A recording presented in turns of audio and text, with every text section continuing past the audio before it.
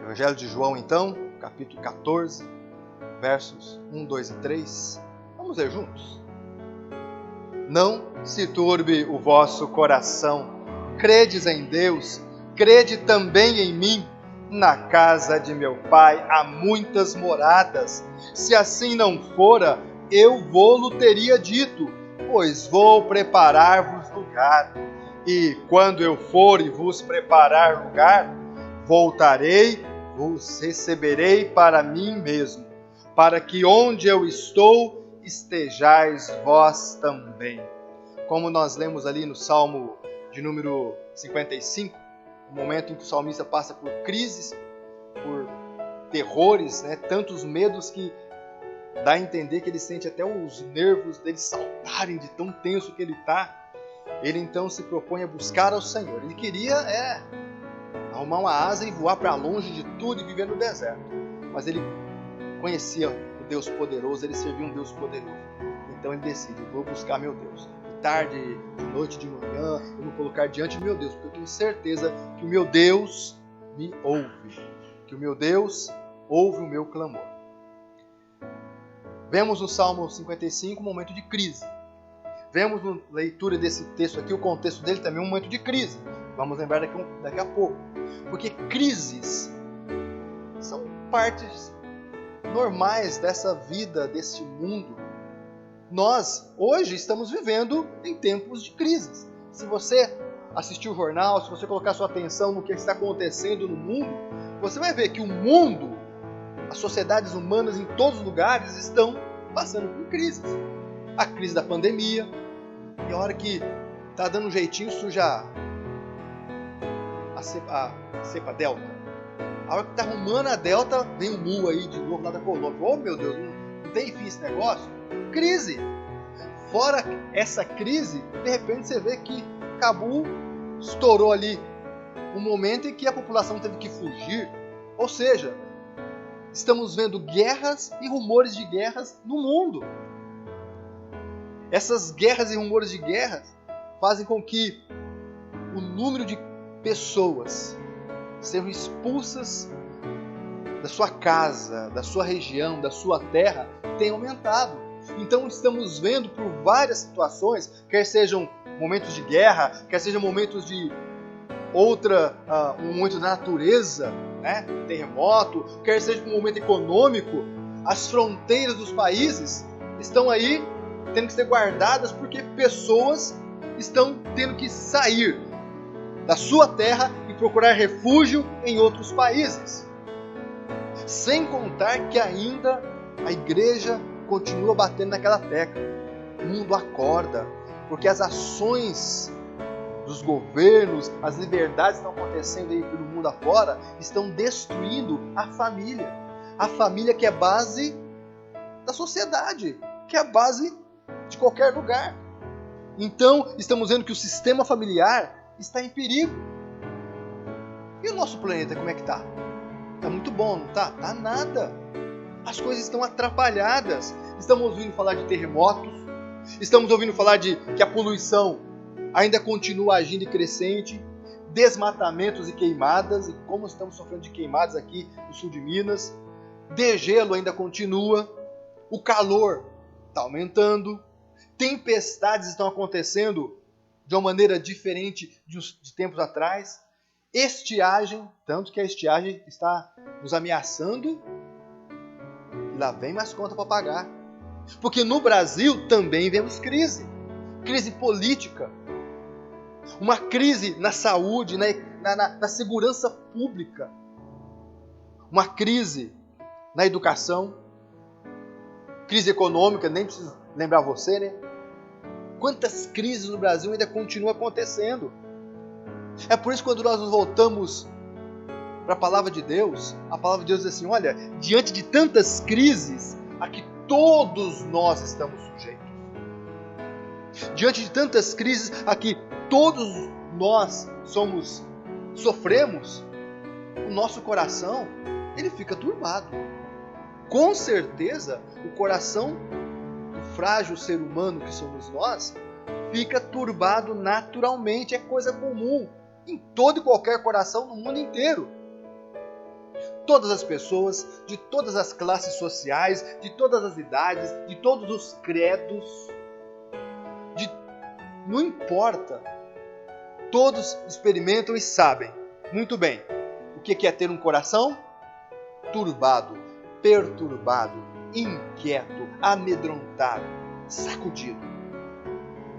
As causas que deixam o nosso coração turbado podem vir de fora de nós, mas não pense que porque está tudo bem aqui fora, que aqui dentro está bem.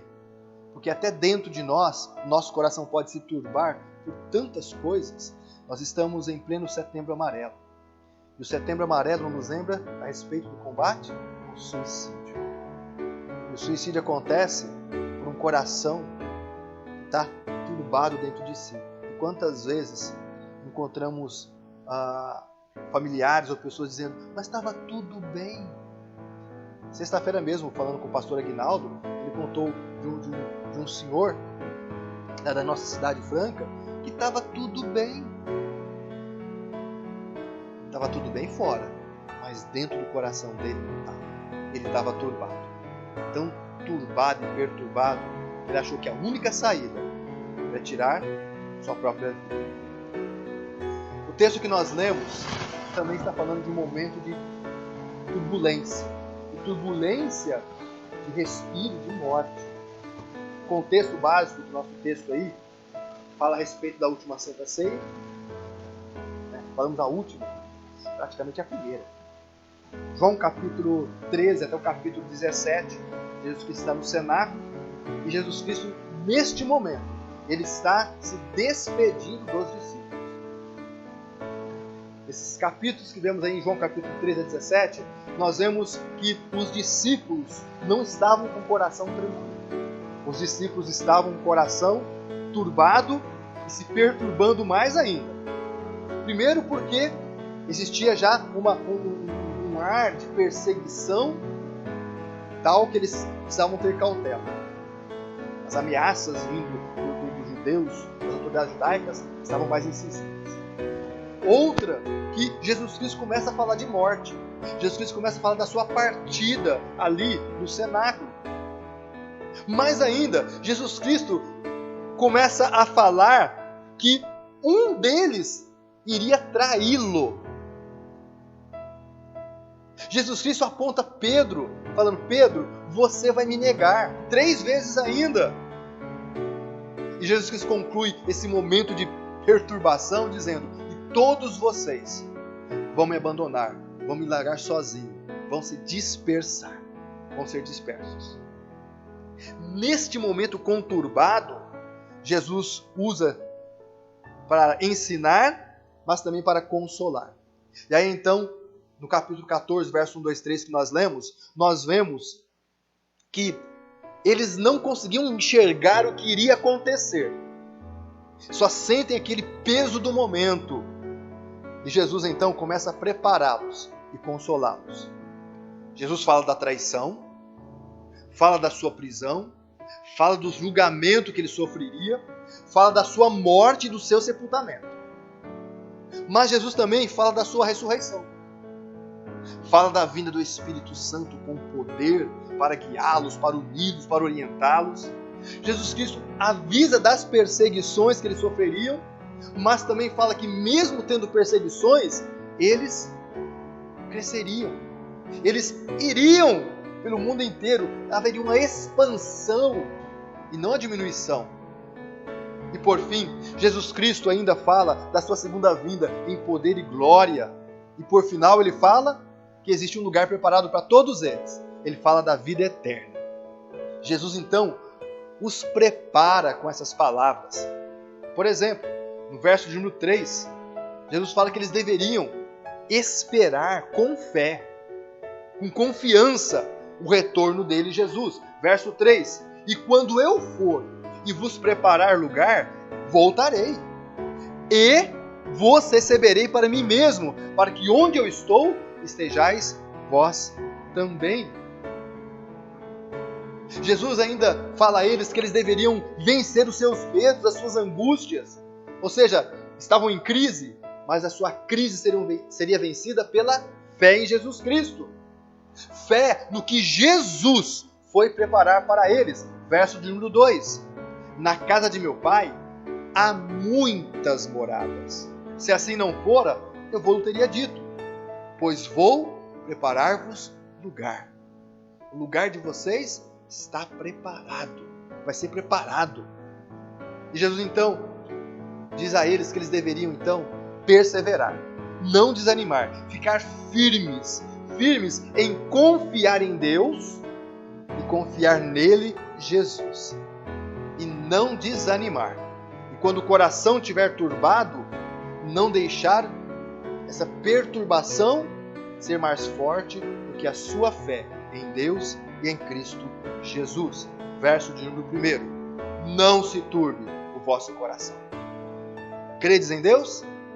Credes também em mim.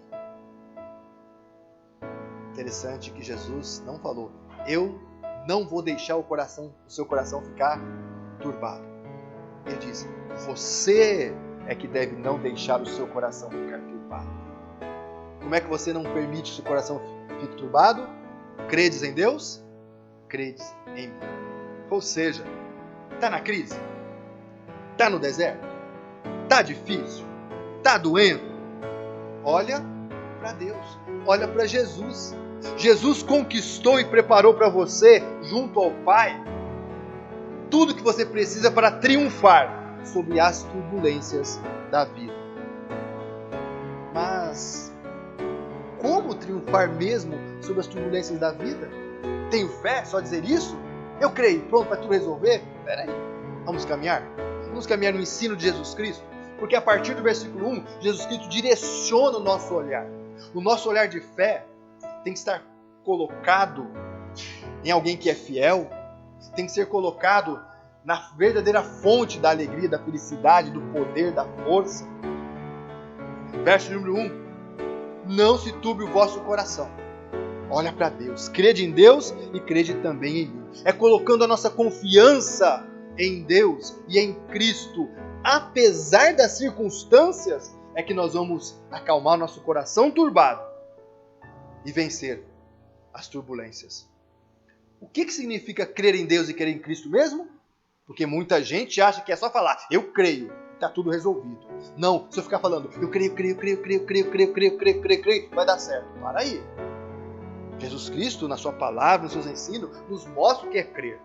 Crer em Deus e crer em Cristo Jesus é confiar.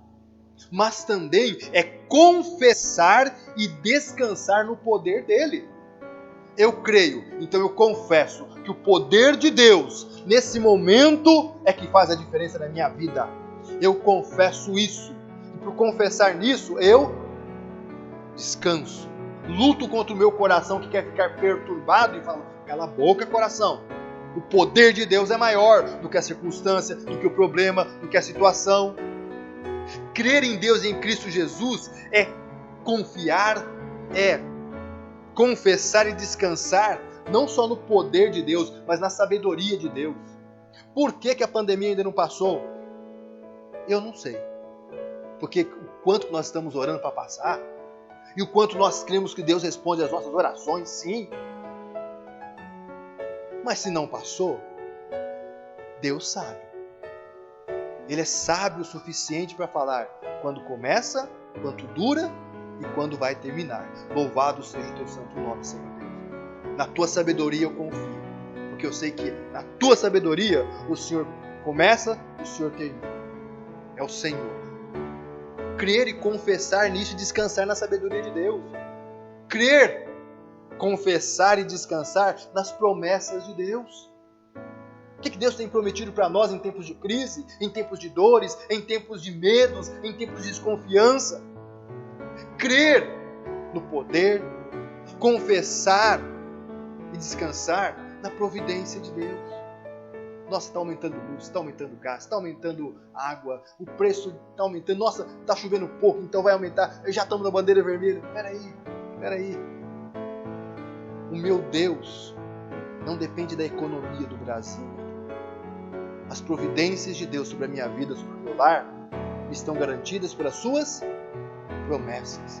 Sobre minha vida, minha família, meu filho, meus netos, sobre meus amigos.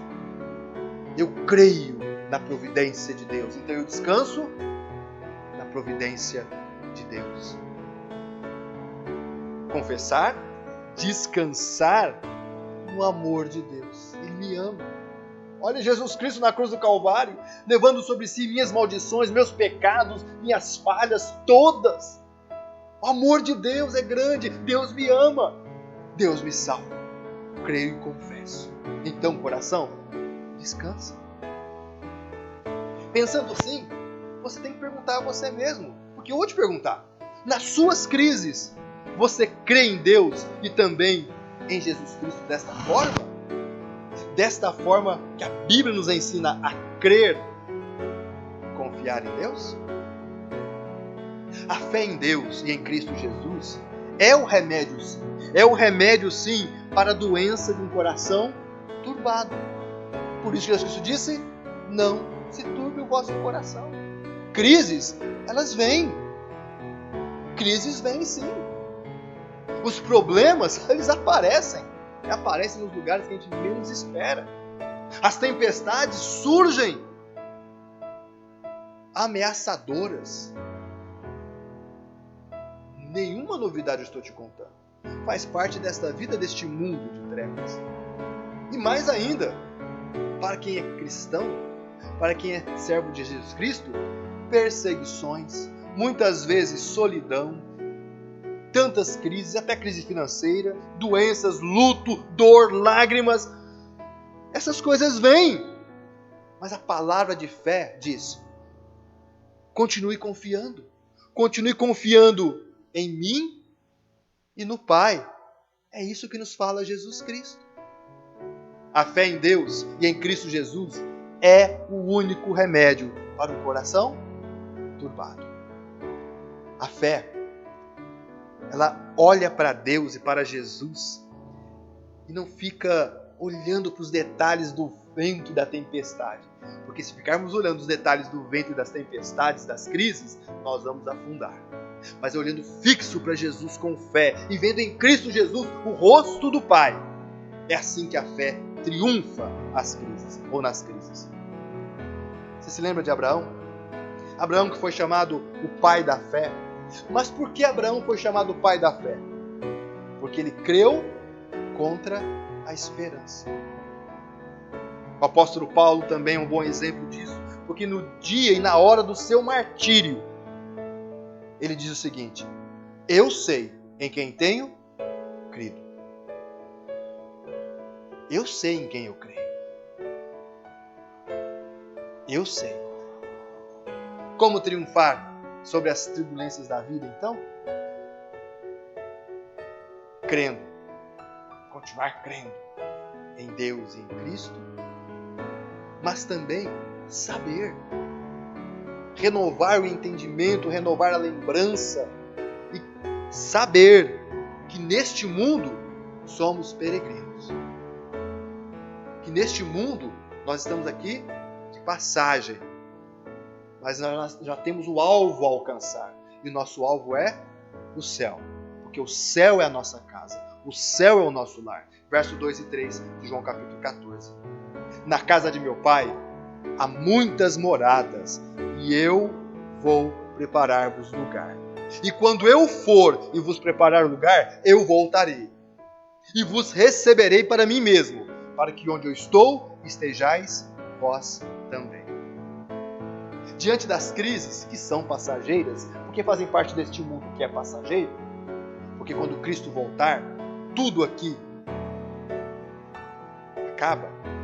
Diante das crises, das tribulações e do sofrimento, nós somos convidados a levantar a cabeça e olhar para aquilo que nós sabemos, a nossa recompensa em Cristo Jesus, o nosso galardão em Cristo Jesus, especialmente o galardão final, aquele que é eterno, que não é passageiro.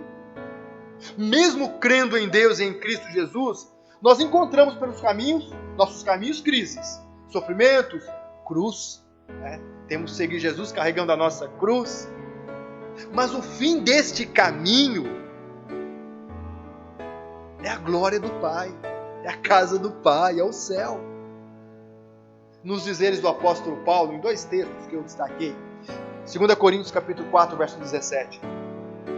Porque a nossa leve e momentânea tribulação. Você lembra da história do apóstolo Paulo? Desde quando ele caiu do cavalo, a vida dele não foi fácil. Ficou cego, voltou a enxergar, talvez voltou a enxergar mais ou menos. Os amigos se tornaram inimigos. As aflições que ele atribuía aos outros, aos cristãos, ele começou a sofrer, porque foi apedrejado, foi chicoteado, morreu quase 2 vezes, por naufrágios tantos, e por fim, ele acabou sendo decapitado. Como é que esse homem fala que é leve e momentâneo? Momentâneo ele sabia que era, mas leve? Mas ele diz, porque a nossa leve e momentânea tribulação produz para nós eterno peso de glória acima de toda comparação. A dor do chicote em suas costas não se compara em nada com a alegria que ele tem em Cristo Jesus, com a felicidade que ele tem em Cristo Jesus. A dor de perder amigos e até parentes se tornar inimigos dele. As dores que ele passou, os medos que ele passou, tudo isso é leve. Diante da glória, ele está preparado. Romanos capítulo 8, verso 18. Porque para mim, tenho por certo, olha, não é talvez, não é eu acho, não é eu penso, eu tenho certeza que os sofrimentos do tempo presente não podem ser comparados com a glória a ser revelada em nós. O que Deus tem preparado para nós é muito maior. Será tão grande que toda lágrima será secada de nossos olhos de maneira plena, maravilhosa. Por isso, olhar para Deus, olhar para a frente, olhar para o céu, olhar para a nossa recompensa, para a nossa herança, olhar para a nossa pátria celestial, olhar para o nosso verdadeiro lar, nos capacita a triunfar sobre as turbulências da vida. Quer falar? Cala a boca, coração. O que Deus está fazendo e vai fazer, Ele tem preparado, é maior e melhor que tudo isso. Esse sofrimento não é nada. O céu é o nosso verdadeiro lar permanente, não aqui. Tem gente, cristão, que se agarra aqui como se aqui fosse a única. Não. Nós temos que nos agarrar lá. Aqui somos peregrinos, aqui estamos de passagem, mas lá não haverá mais crises, nem dor, nem luto, nem tristeza. O céu é o lugar onde teremos plena e perfeita comunhão uns com os outros. Aqui lutamos para obedecer, amar-vos uns aos outros, perdoai-vos mutuamente. Aqui lutamos para obedecer esse amar até o nosso inimigo. Lá no céu, não. Lá no céu, nós teremos uma só família verdadeiramente. Vamos nos conhecer, vamos nos relacionar em pleno e perfeito amor. No céu, nós vamos abraçar os patriarcas. No céu, nós vamos abraçar os profetas, os apóstolos. No céu, nós vamos abraçar os nossos entes queridos, que já estão lá. E nós vamos. O céu é o lugar onde teremos perfeita e plena comunhão com Deus e com Jesus. A maior glória do céu é estarmos com Deus, estarmos com Cristo Jesus para sempre. Para sempre. Lá nós vamos contemplar, nós vamos ver a verdadeira e perfeita face de Deus, mas através do rosto de Jesus.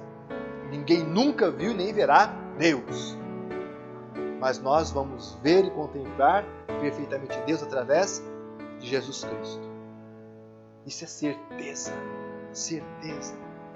Vamos servir e vamos exaltar a Deus realmente em perfeição eterna. E a eternidade inteira não será suficiente para nos alegrarmos, nos deleitarmos em Deus e para exaltarmos a sua majestade. A eternidade ainda é pouca diante do que Deus nos tem preparado. Encerrando essa meditação, eu quero te lembrar que aqueles discípulos abatidos, tristes, perturbados, turbados, eles foram consolados. Eles foram revestidos com o poder do Espírito Santo. Por quê? Porque eles confiaram em Deus e em Cristo Jesus. E assim, eles saíram pelo mundo, proclamando o Evangelho da salvação. Sabendo que eles eram mensageiros de uma mensagem real, mas peregrinos nessa terra. Eles viveram como peregrinos, ajuntaram tesouros, mas no céu, não na terra. Viveram sobre as leis do céu, aguardando o céu, preparados para se encontrarem com Deus e com Cristo no céu. Eles. E você? E você? Você está ainda com o coração turbado e cheio de medos e temor? E você? Você está sendo convidado pela palavra de Deus essa manhã a colocar sua confiança em Deus e em Cristo. Nós somos convidados em tempos de crise a colocar nossa confiança e nosso coração turbado em Deus e em Cristo. Então, viva crendo na maior promessa proferida por Jesus para você.